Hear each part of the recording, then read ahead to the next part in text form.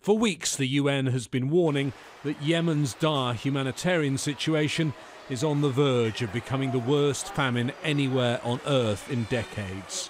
Today, famine is bearing down on Yemen.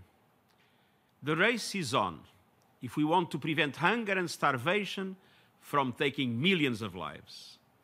To avert humanitarian disaster, the Secretary-General convened a pledging conference to raise almost $4 billion. But while big donors did give money, in most cases they actually reduced their contributions from a year earlier. In the past, the countries fighting as part of the coalition in Yemen, Saudi Arabia and the United Arab Emirates gave the most. This year their contributions were down too.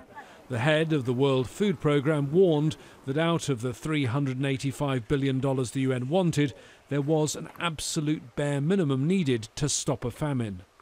$1.9 billion just to avert famine. You can do the math. That's about $160 million per month to have full rations. But in the end, instead of $1.9 billion, they got $1.67 billion. The UN's Emergency Relief Coordinator read out a statement from the Secretary-General showing his frustration. The best that can be said about today is that it represents a down payment.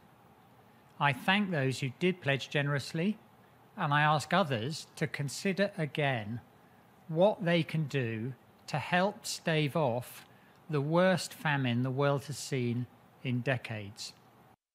The message from the UN to donor countries is pretty clear. Thank you for your money, but it's not enough, and we're going to come back to you to ask for more, otherwise there's going to be a massive famine in Yemen. James Bays, Al Jazeera, at the United Nations.